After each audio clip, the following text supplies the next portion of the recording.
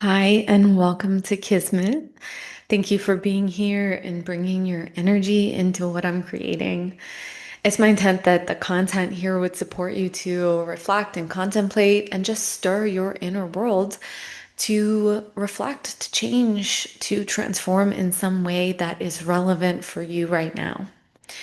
Personally, I'm not doing this as a way to be compensated, but as a way to offer astrological insight for your life and to connect with the language of astrology, maybe in a way that you haven't before. My offering here is very important to me because I understand how important it can be to have new ideas and thoughts planted in your mind. So, if you would like to support me, you can do so by hitting the like button or sharing this with a friend that actually does support me. But you can also book a session with me. Reach out to me. My link is in the show notes.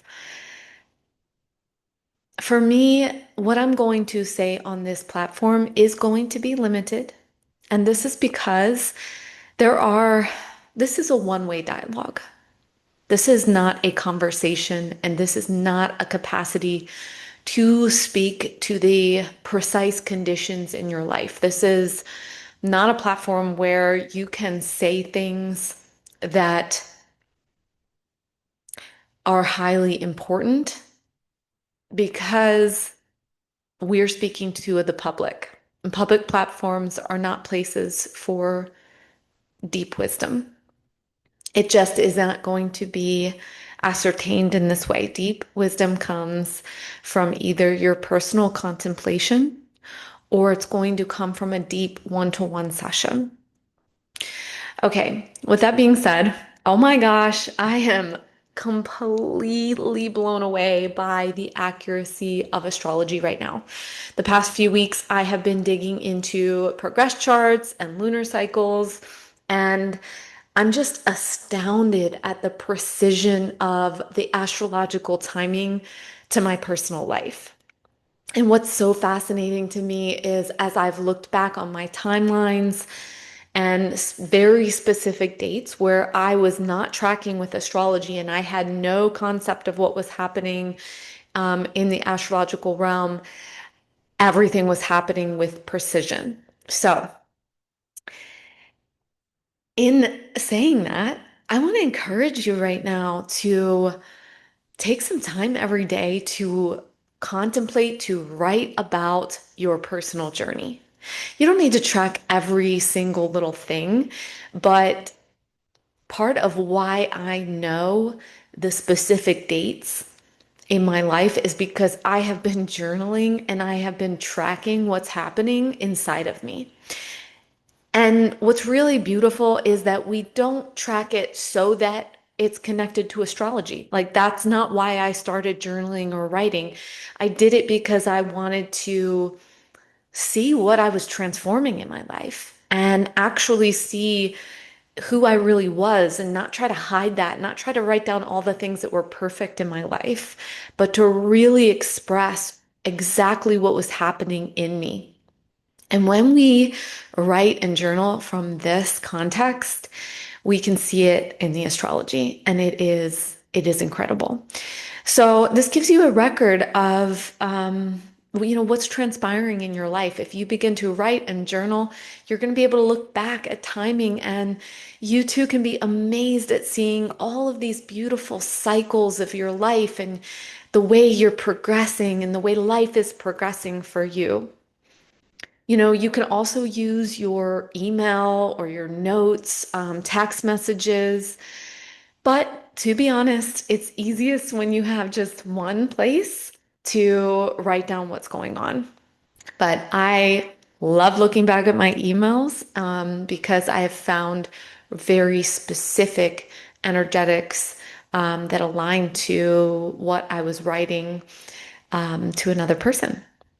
Of course, not very many people are emailing anymore, but maybe you are. Okay, well, this new moon eclipse is the beginning of a 2.5 year cycle in our lives, and this one feels so significant. Number one, this eclipse is happening at the 29th degree. The 29th degree is an anaretic degree. This is a critical degree. This is a turning point. Number two, this is happening right before the equinox.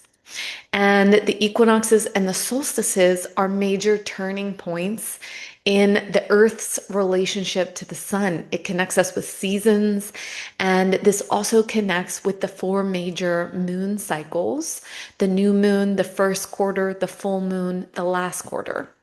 So the equinox being very connected with this new moon energy is very significant. Third, this is has a major aspects, and every planet is impacted in this chart. So we'll talk more about the planets at the end. But I want to talk about this lunar cycle that I have not mentioned before, but I've been studying and looking at and examining these longer term lunar cycles. And what I found is that they're incredible and that they correlate to specific dates, which I'm going to give you so you can look back for this.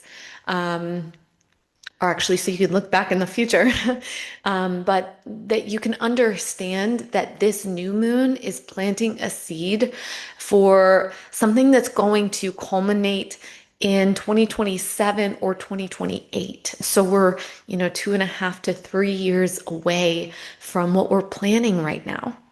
And I think this is incredibly insightful to know because so often we think of our intentions being set and they're going to come to fruition really fast. And that's actually not the way that cycles work. So this new moon, September 21st, 25, this is the beginning point. This is where seeds are being planted. And this is going to happen whether or not you are doing it intentionally. Something is happening in your life. There is some kind of beginning point. The first quarter moon is going to happen on June 21st, 2026. This is going to be when there is a challenge initiated. There's going to be some kind of action or a decision that needs to be made. The third turning point is going to be March 22nd, 2027. That's going to be a full moon. This is going to be when there's illumination and when there's a culmination, where there's growth, where there's confrontation. And then fourth, the last phase is going to be the last quarter moon. And this is going to be December 20th, 2027.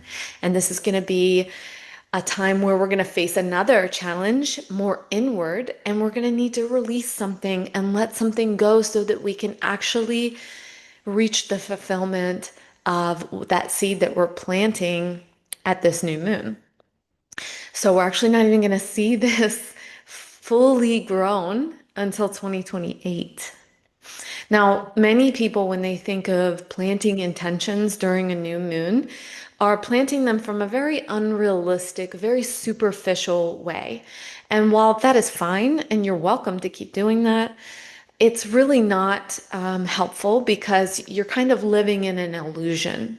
So if you're writing things like, I want to make more money, or I want more peace in my life, or I want to be happy, I want to have less stress, those are very superficial intentions. And I understand that it's a challenge to articulate deeper intentions. And I understand this because I work with people every single day and I've worked with myself. I know that initially my intentions started off very superficial, and there's nothing wrong with that. It's just that when we keep our intentions superficial, they're just hopes and wishes. And while that's lovely, there's nothing to be rooted from them. When things are superficial, they have no root. So they're going to dry up and they're going to wither away.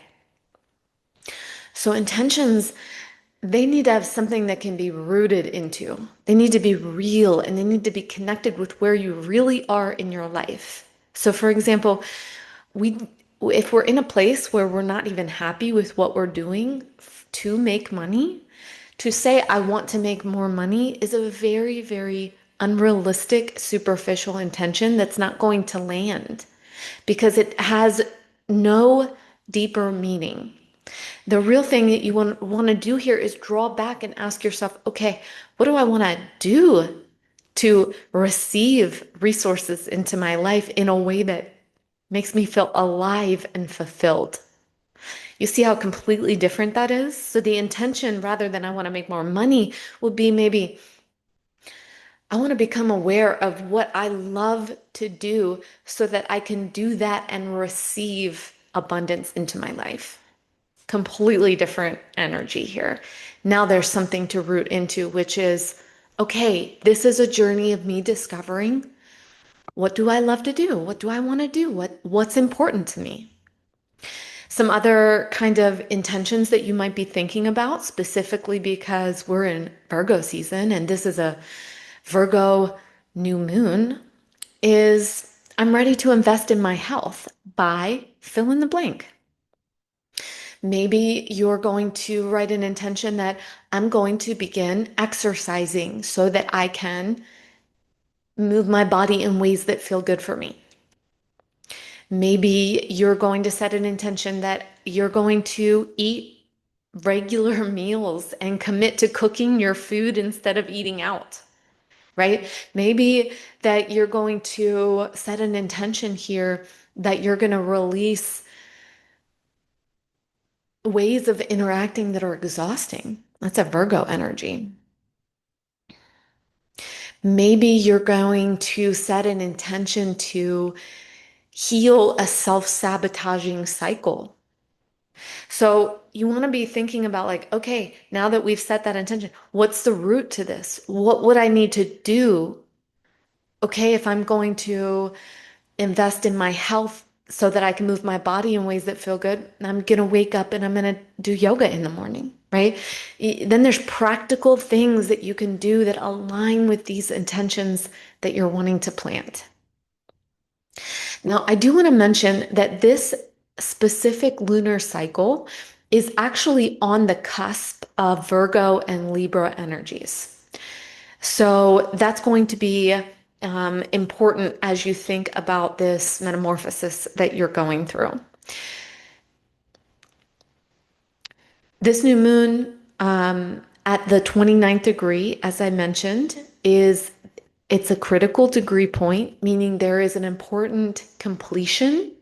And then the next moon phases are going to be in the signs of Libra. And we're going to feel this shift. And there's a tipping energy where we're tipping from that Virgo energy into that Libra energy. And even though these are somewhat different energetics, they have a lot of similarities. And one of the major similarities with Virgo and Libra is the energy of discernment, knowing what is in your body, in your truth, knowing what you need to do for yourself. So, because every turning point that I mentioned, all of the dates that I mentioned earlier, these are all on the solstices and equinoxes. This is a huge turning point. This is an opportunity to tip the scales in our lives and make some kind of major shift or change. So there is a real metamorphosis happening for us. And I feel so excited when I think about this for myself and how magical this energy is. And personally, I have an idea of what this relates to, but it's probably going to be multifaceted. So if you have planets or points from about 28 to about 3 degrees of 28 degrees of Virgo to about 3 degrees of Libra, you're going to feel this more specifically. We're all going to be feeling this, but if you have planets or points there, then you can look at how that is going to prescribe a deeper meaning for you specifically. For example, my moon is in Libra in the early degrees, so this is going to be impacting me more specifically. And of course, if you want to know what house this is in, or if there are planets and you don't know how to read your chart, then this is why you connect with transit readings. This is why you hire an astrologer to talk about what is happening with these upcoming energetics, and how is it impacting you? Is it something specific so that you can tune in more, so that you can just bring more awareness into your life? Okay, so Virgo is quite the multidimensional energy. It is mutable yin, feminine.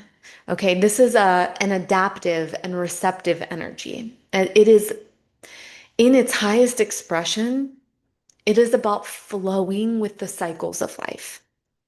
Now, I said in its highest expression, but often Virgo ends up showing itself with more anxiety, fear, and um, timidity. There's a worry about making choices.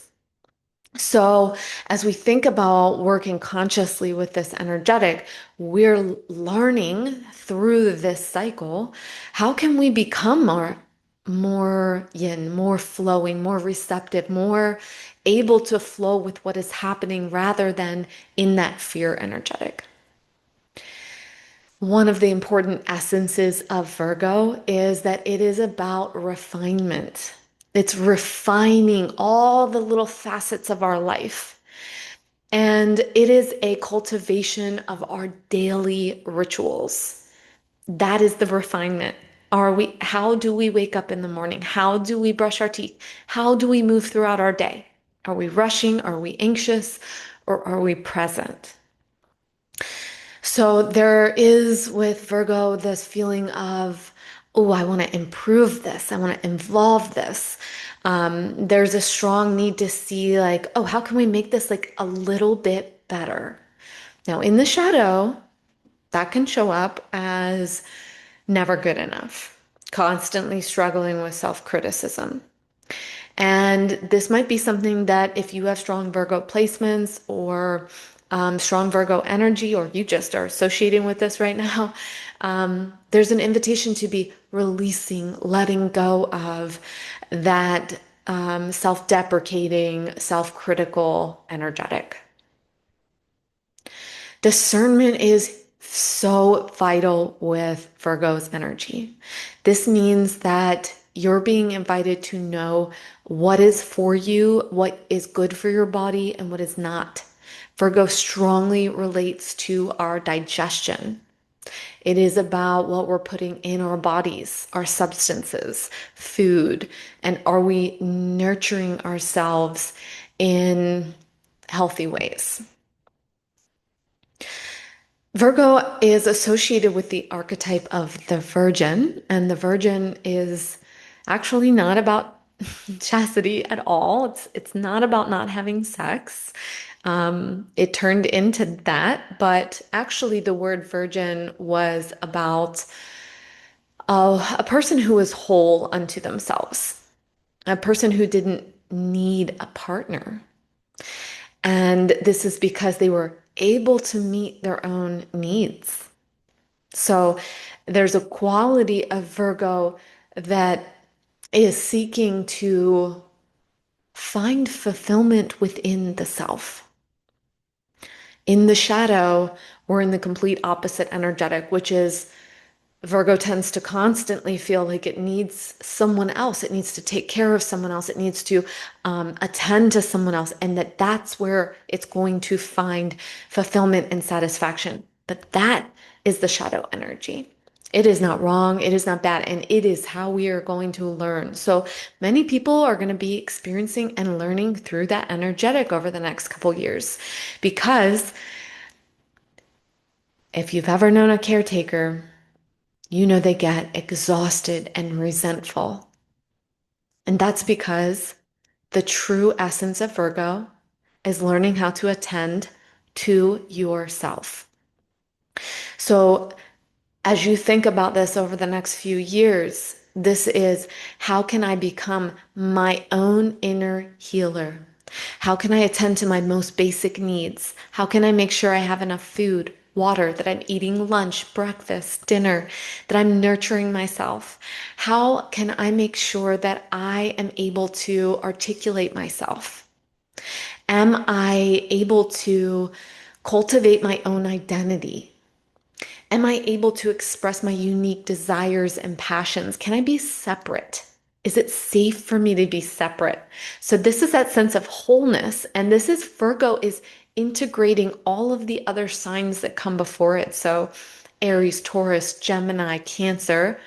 It's a Leo, it's a culmination of all of those energies where we're trying to integrate it all and become all that we came here to be. This is why it's about refinement, because we can go and we can pick up those pieces that we may have laid down at some point. Now, Virgo is incredibly sensitive energy. We This is where we feel a lot of emotions. Even though it's an earth energy, it's mutable and it's connected to the Pisces axis. And speaking of that mutable energy, Virgo can be a place where we're pulled in a lot of different directions. As I just said, it's about integrating all these pieces of us. So there's a lot of different directions. These are differing parts of us. And all these parts of us are asking for attention at the same time. So Virgo does have this capacity to integrate all the different parts when we are able to use our energy for ourselves. The shadow, as I said, of Virgo is about tending to other people's needs. And when you're constantly tending to other people's needs, you do not know what yours are and you're not meeting yours. So, one of Virgo's mm, shadow energetics is suppressing this very sensitive energy and trying to keep itself safe by caretaking. Now, all shadow energies do this. Virgo's shadow quality is going to be possibly either one, embodying this queen or king archetype, which means that you want to make it look like you have it all together. You have everything. You're allowed to be the boss. You're allowed to look so noble in front of people. Meanwhile, suppressing all of the inner sensitivities. That's one of the shadow energies. Wanting to look like the queen or the king, but actually having a ton of anxiety deep inside. Everyone can relate to this, but specifically people with strong Virgo energies will know what I'm talking about here. Another way that you might work with this shadow is that you may seek to overly meet other people's needs and serve other people while suppressing yours. Both of these shadow energetics have this tendency to avoid the self. Both have a tendency to make themselves look one way on the exterior. One, the queen or king, the other being the helper, the service person, the caretaker. So there's a huge invitation with this new moon, with this Virgo energy, to become aware of these parts of ourselves and, discern, what is happening? Where are we hiding? Where are we trying to make ourselves look like something externally and avoiding what's happening internally? So check in. Are you obsessed or constantly thinking about what your friend or your partner or your mom or your sister or someone else in your life needs? Are you focused on what other people should do with their lives? Um, Virgo has a strong discernment, and our tendency is to project that discernment outward. And this is where you might tend to think you can see and you know what other people want. You know what other people need. But this is not accurate. This is our shadow. Because the truth is we cannot meet other people's needs and we do not know what they are, especially if we haven't been meeting our own needs. So our shadow tends to think that if we make other people's lives better, that we're going to be safe, people will like us, and everything will be okay. That's Virgo, and that is an illusion. We do not have the capacity to make someone's inner life better. Only each person can do that for themselves. Now, I say this, and here's the thing, I work with people every single day, and we have programs running in our neural pathways, radiating this energy that's happening at an unconscious level. We have these feelings in us that we need to do this. We feel compelled to help. We feel compelled to show up this certain way.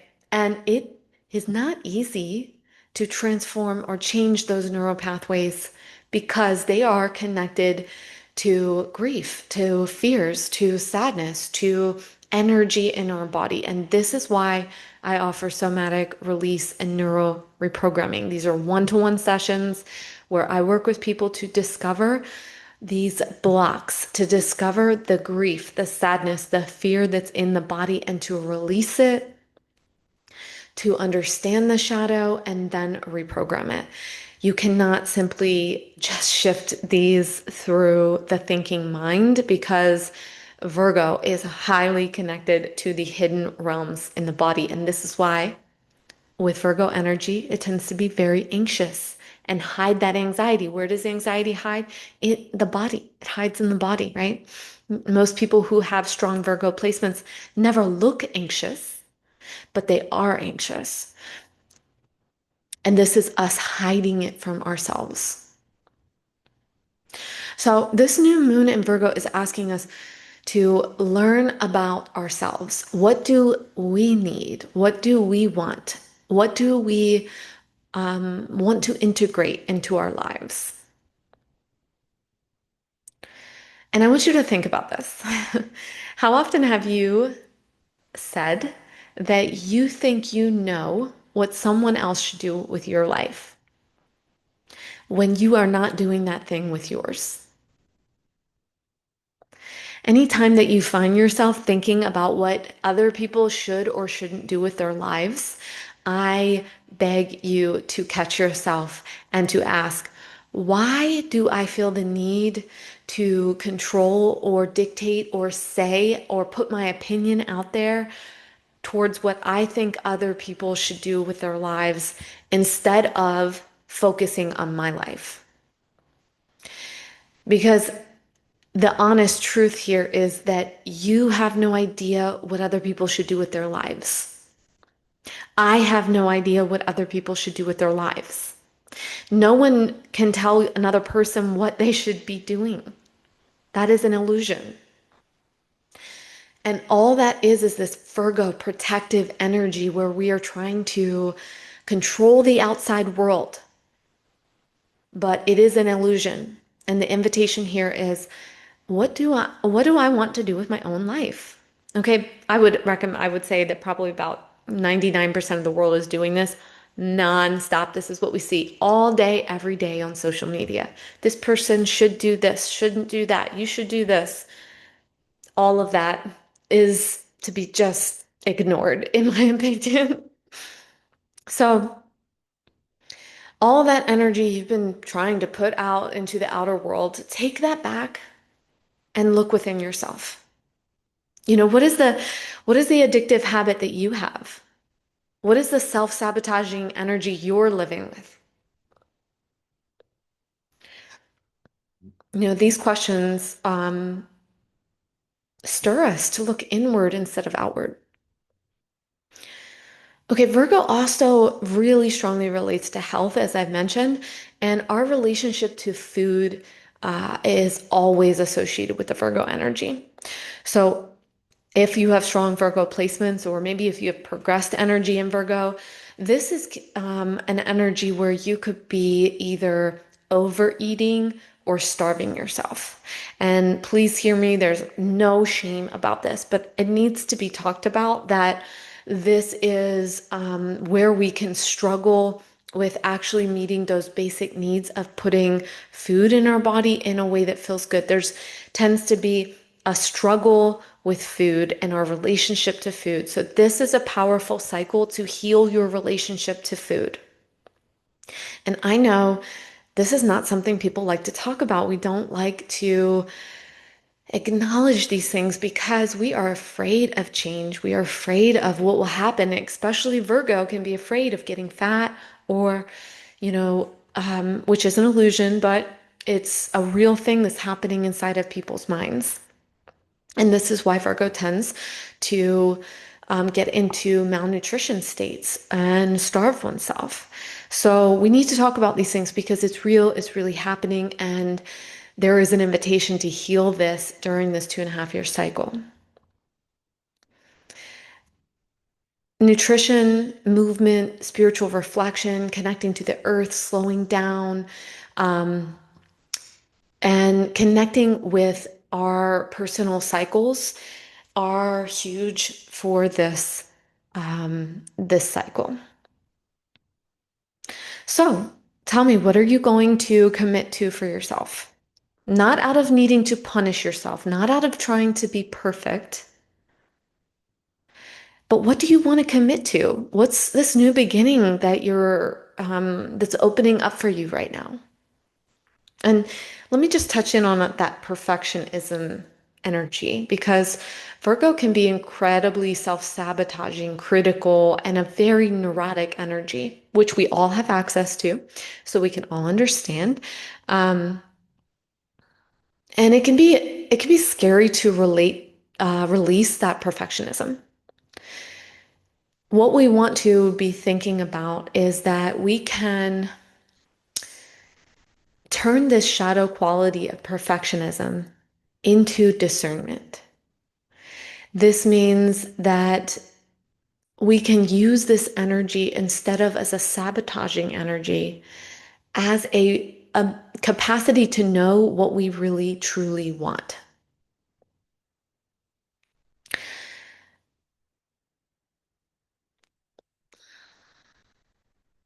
Virgo can be very good at suppressing feelings and appetite. And this can be incredibly destructive to our bodies. And we might do this in ways where we're trying to reach that outward perfected look. This is what we see in the Kardashian kind of energetic. They're very locked in on the image, and that image is an illusion. We cannot see what's happening beneath the surface. And what's happening beneath the surface is a lot of suppression. And obviously, I'm not projecting anything onto the Kardashians. I don't know anything about them. But I'm just saying that they represent the illusion of that constant seeking to make the outside world look perfect. And that's a Virgo archetype. Okay, so the incredible gifts of Virgo are that it's receptive flowing. It's about trusting your timing. It's about knowing how to um, prepare things in advance and flow with the day and trust the ebbs and flows of life. Virgo energy can teach us to say no to anything that doesn't resonate with us energetically. So we can utilize this Virgo energy to get really clear about our body's needs, what we're eating that is serving us, that's making us feel alive and fulfilled, and what we're putting in our body that's actually creating chaos. This is the capacity for us to create satisfaction in our lives. Virgo knows how to create a satisfying daily life. This means that we're doing everything we love in the day. But that takes being able to flow with whatever season we're in. And that is a beautiful Virgo energy because it's mutable. It teaches us that, yeah, we can be in this season today and in a different season tomorrow. It's flexibility. And Virgo is developing a love for the present moment. There is a capacity to really connect with yourself, your body, um, the space that you're in. This is about building something that matters to you, dedicating to yourself, to what you care about. Okay, so this new moon in Virgo is at 29 degrees. As I mentioned, if you have planets or points from about 22 degrees of Virgo, from 28 degrees of Virgo to about 3 degrees of Libra, this is where that lunar cycle range is going to be. So check your chart. It will be extra significant for you. But what we see in the chart here is that we have a an opposition with Saturn and Neptune, and they are opposing the sun and the moon. Then we have a grand trine with Pluto and Uranus and the moon and the sun.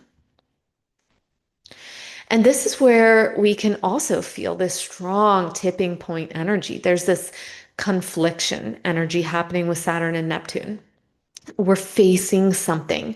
We're facing off with old ideas, ideals, structures that we have created.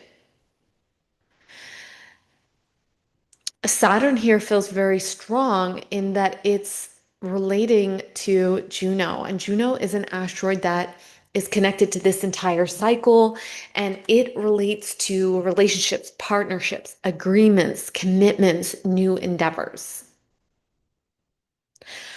So, with this new beginning energy that we have up here with this new moon, we are being invited to step up to a challenge, to step into our own authority. We're maybe being asked to say no to what doesn't align for us anymore. There's going to be tests and very important tests that come through, and some of them are going to be about illusions that we have previously been working with. Okay, because we have Neptune in this opposition, which Neptune represents dissolving, illusions. It represents slowing down. It represents spiritual connection. It is about an awakening of deeper insight, our shadow. There's an important effort that needs to be made during this cycle. And this is not an effort that you're going to be used to making. And here's the thing, we often think of effort as being hard and grueling and difficult, but I want to um, invite a new way of thinking about this. Release that illusion here, Neptune and Saturn. Release the illusion that things need to be so hard. And instead, because we have Saturn in Pisces, invite in this capacity to reimagine how you can flow and everything being able to align in the right amount of time, at the right time. Yes, and time is a very key factor in the next 2.5 years. Understanding time, understanding how you've been relating to time. You may have been feeling that time is against you and you're running out of time, or that you aren't on time or you're missing out. That's that Saturn confrontation energy here. But it's time to release that illusion and to understand that you're exactly where you're meant to be, and you can't be in the next place until you become present with where you are. So this is a great time to release the energy around all the things you've been watching on Instagram. Okay, because the more that you watch Instagram reels and inundate yourself with what other people are doing, the more you fall under this illusion. And the illusion is you've got to hurry up and get somewhere. And all the time that you're hurrying up to get somewhere, you're actually suppressing and pushing things down that are in your psyche. So whenever we have that energetic, we are pushing things deeper into our unconscious and into our shadow, and it makes it harder and harder for us to see ourselves, to see our true selves. And whenever I think about time, I think about the turtle and the turtle being this great teacher because it shows us that moving slowly and becoming present in our own body, in our own journey, is where true mastery of life is. That mastery has not to do with everyone seeing how amazing we are, but about becoming a master of presence, a master of being conscious throughout our day. So often we're living out in the future, out in someday when I get there. And you can keep doing that. Lots of people do. Lots of people live their entire lives living that way. And there's nothing wrong with that. But they also end up feeling constantly dissatisfied. And that's because they are not able to be in the present moment. They're not able to be with the emotions that are here. And not everybody's meant for that. So here's a huge opportunity to develop presence. When we learn to find joy in this present moment, we become capable of connecting to what's happening in our day-to-day life. This is where we can make the time to tend to our body, to tend to our food. This is where we can intentionally create a future that we want to live in. So many people I know are constantly striving to get this work done and create this really big thing. And in the meantime, they're destroying their bodies. They're exhausted. They're not sleeping. They have no attunement to what is happening inside. They're suppressing their body's needs deeper and deeper. And this is why we're getting sicker and sicker. And one day these things come to a head and we're like, oh gosh, why did this happen? Oh, it happened because we were not present. We're not present with. And so this cycle is an invitation to become present. And please hear me. There is no shame for doing this because I did this. And when I started to release this cycle in my life, which is why I'm speaking to it, I actually fell into adrenal fatigue. And that is because I finally let my body become aware that, yeah, I was in fact exhausted and burned out and overwhelmed, and I wasn't well. And that gave me the capacity to humble myself and to step away from these depleting cycles and to learn a new way of living. And that is not going to happen overnight. You know, like I said, this is a 2.5 year cycle. So you want to be thinking about, you know, you can't even imagine, let me say it this way, you can't imagine who you're going to be in 2.5 years. You don't know how much you can change. My whole life turned upside down in 2.5 years. So it is not wrong to be absent from your present life. It's not wrong to live in worry and fear. Okay, millions of people are doing this. My my thought is that it's just not satisfying for the soul. And I came here, I came to this earth for me. I came to learn how to create a fulfilling life that's from a place of grace and ease and rest. And I came to create a life that I never want to escape from. And if you came to do that, then you're in the right place. And if you didn't, then that's great. Keep doing what you're doing. Keep living your life. We all came here for different things. And what I'm saying is not going to resonate for everyone. But now that I've done this, I have created a life I don't want to escape from. I am here to let other people know it's possible for you to create a life that you want to live every single day, day in and day out. That's not, it's not about getting more money. It's about actually being fulfilled in every moment. This doesn't mean every moment is filled with ecstasy. Joy is not ecstasy or happiness. Joy is a place of contentment.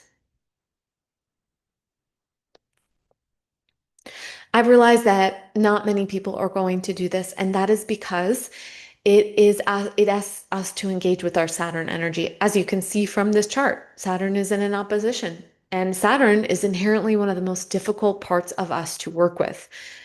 It asks us to become an individual, to become sovereign, to become the director and author of our lives. So, my question for you is, are you up for the challenge? And if you need support in your journey, this is what I do one-to-one sessions for. Okay, I need to add this in. Um, Juno is a key factor in this cycle. In every chart, Juno is making important aspects to other planets and points. So there's something that has to do with contracts, agreements, partnerships, and commitments that's very involved with this evolution. So it could be that you're making a commitment to yourself. This could be a commitment to go through a change or transformation. For some people, it's going to relate to a partner. For some people, it's going to be about getting married. For some people, it's going to be about the loss of a partner. For some people, it's going to be that your partner goes through a transformation. And there is a quality of death and rebirth because at the onset of this, we have Juno in Scorpio. And Juno in Scorpio is about that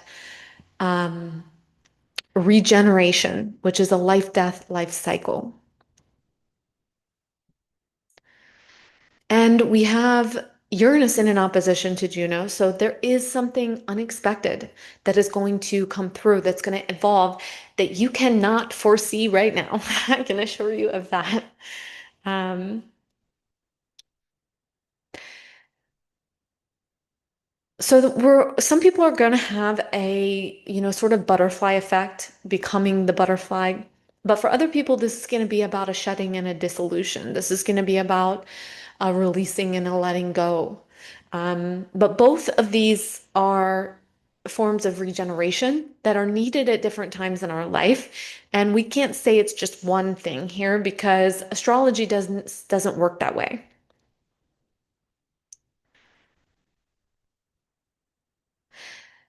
Now, I know that we have a cultural kind of resistance to death, loss, shedding, and dissolving or dissolution. And I want to honor that because I know that it is very, very hard to let go of what you have loved or what you're attached to or a person you've loved or something that you have spent time building or creating. I'm a Taurus rising with Venus in the 12th house in the sign of Taurus. Part of my journey has been about learning how to deeply grieve my attachments to what I have loved and had to let go of. And it's not always been by death. Sometimes it has been by the choice of separation. And I deeply understand grieving the loss of something valuable to you. So I want to honor that that might be something that is coming up or that you know is going to come through for you during this cycle. Through this, personally, I have learned that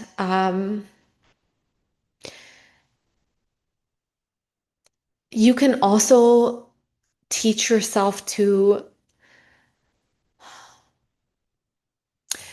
be happy for the loss. It may take it may take two lunar cycles for that. It may take, 2.5 to 5 years, but you can get there. Okay, two more aspects I want to mention. Mars is in a square to Pluto. Venus is in a square to Uranus. These are personal planets, and Mercury is conjunct the sun and the moon. So all the personal planets are interacting in very major ways, and this gives me a feeling that there's going to be significant transitions in the way we're interacting in our lives. There's going to be big choices that have to be made and confrontation with tests specifically about things that we love because we have this, oh, it's too much to explain why, but Venus rules Libra, Venus is in Virgo, Venus is in the square. So there's a lot here about, being confronted with a test and seeing can we let it go? So expect tests to come through. Tests show us our truth. Sometimes tests show up as triggers. And of course, anytime right around this eclipse, you could be feeling any of the energies I've already talked about.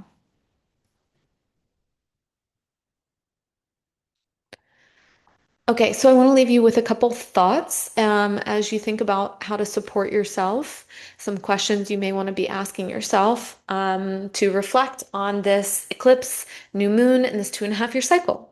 Okay, number one,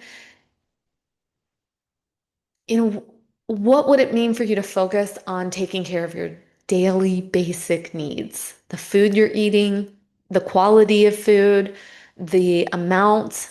Um, do you need any kind of support or guidance to help support your body? Are there any addictive substances that need to be released?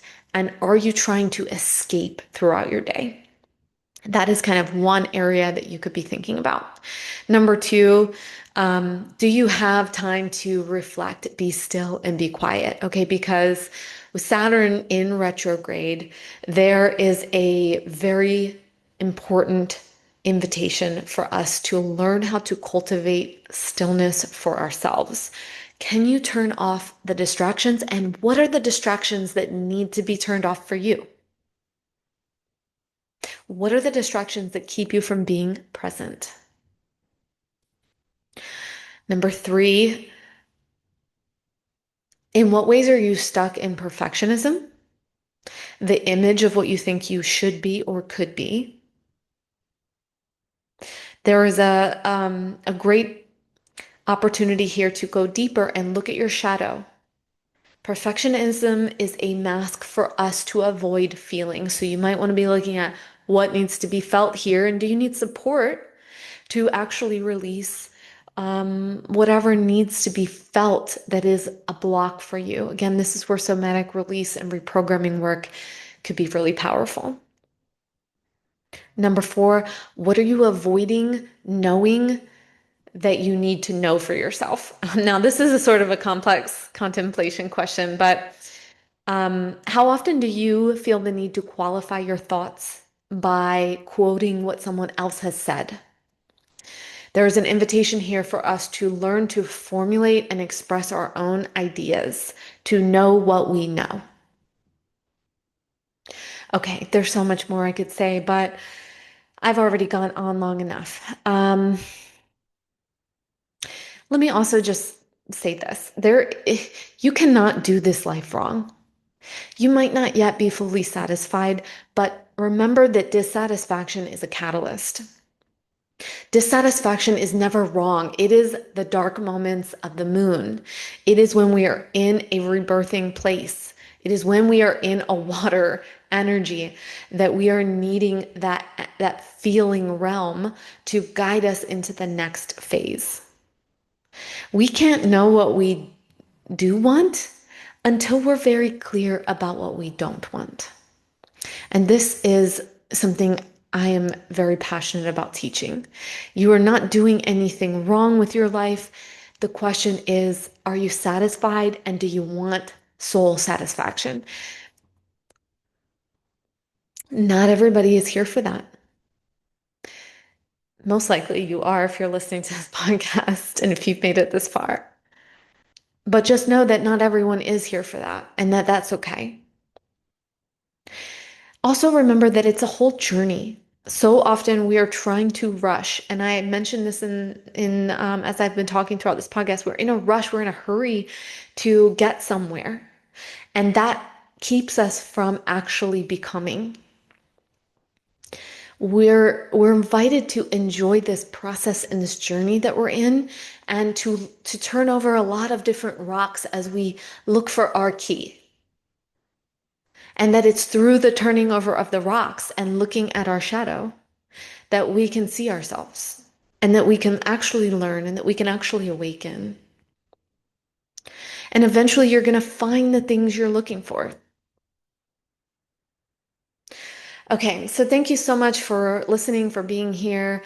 Um, if you're curious about a reading or about working with me in the somatic realm, I would love to chat with you. I offer discovery calls if you have questions.